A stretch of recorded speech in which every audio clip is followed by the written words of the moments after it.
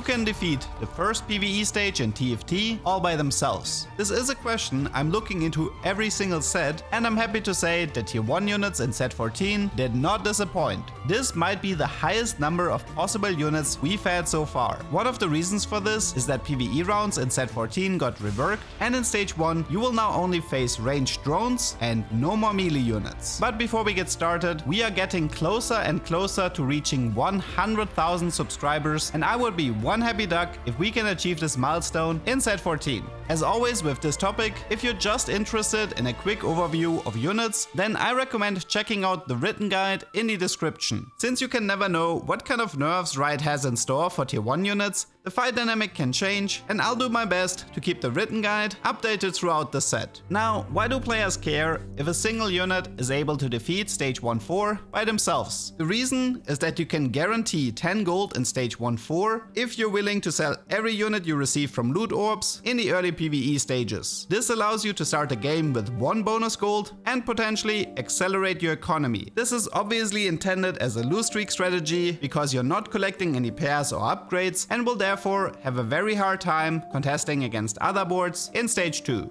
It's important to keep in mind that for these players, it's not always about 1 gold, but about potentially reaching new thresholds that will snowball into more gold in the long run. You're also setting yourself up for augments like AFK or Be Right Back. These augments feel bad if you spend all of your gold for units that you can't upgrade compared to a player that only has a single tier 1 unit and is receiving gold interest already. Speaking of gold interest, it's been quite difficult to remove the misinformation about this topic, so I kind of have to bring this up again. Yes, gold interest has always worked for every PvE round in stage 1. I even tested the very first minion round with the help of the Tamkench minigame encounter in set 11. Here is a very easy example to help you understand how this works. In this game, I have 0 gold in stage 1-4. At the start of stage 2-1, I now have 3 gold in my bank. This is because the passive gold income starts at 2 gold in stage 1-3 and 1-4, goes up to 3 gold in stage 2-1, increases again to 4 gold in stage 2-2, and caps out at 5 gold in stage 2-3. In the next fight, I have 10 gold in my bank at the end of stage 1-4. As you can see, now I have 14 gold, meaning I received 3 gold from the passive income and 1 bonus gold for the interest threshold. With all of the basics out of the way, let's take a look at which units you should be looking for. In stage 1-3, we can separate the tier 1 units into 3 different categories. First, we have units to avoid. Here you can find all of the squishy backliners like Morgana, Seraphine, Zyra, Kindred, and Kog'Maw. I would also add Mundo, since some of his fights look rather sketchy. Next, we have units that are fairly safe, though depending on nerfs or bad fight RNG, they could run into trouble and might want a defensive component to be on the safe side. Here you have Jax, Poppy, and Vi. Finally, here are the most powerful units that can easily beat stage 1-3 with no item components. At the moment, you shouldn't have to worry when fielding Nidalee, Alistar, or Sylas. I would also put Shaco here, but he is quite the potential target for upcoming nerfs, so if Riot brings down his HP, AD, or attack speed, then he might struggle in the future. But to be fair, most of the time, stage 1-3 is not that important, since you can only guarantee 10 gold in stage 1-4, and here we have a lot less units to work with. Let's start with the units that don't require any item components. Nidalee has a self-heal and AoE damage, while Alistar has a flat damage reduction, making both of them super safe options. None of them ever came close to being in danger, and they are definitely your go-to options. Sylas is also able to defeat 1-4 by himself, and so far he has not failed me yet. Though I have to say, his fights can look really scary because he will drop quite low before increasing his HP for a second time. With enough attempts, you might run into a spot with unlucky critical strikes, so if you don't want to risk anything, then give him a chain vest or a giant spell to always be on the safe side. Now there is one more unit that I did not expect to join this club, and it's Shaco. He was able to beat stage 1-4 with a giant spell, a chain vest, and even a BF sword. Now, as I mentioned before, 4, I expect Shaco to become weaker, and depending on critical strikes, the fight can become incredibly messy. For example, in this fight, he wasted his ability twice into low HP minions and almost didn't even make it with a Giant's Belt. This is definitely a case of play it at your own risk, but I don't know if I would recommend him, considering you have such a good alternative with Alistar and Nidalee. Though to be fair, he can beat stage 1-4 and therefore deserves to be included in the list. The last unit worth talking about is Vi. Similar to Shaco, she has a powerful single target spell with a decaying shield. She definitely needs defensive components like belt and chain vest, but it's possible for her to clear stage 1-4 as well. If you end up running into a setup that didn't work out because of bad fight RNG or positioning, let me know in the comments. I hope you learned something and see you next time.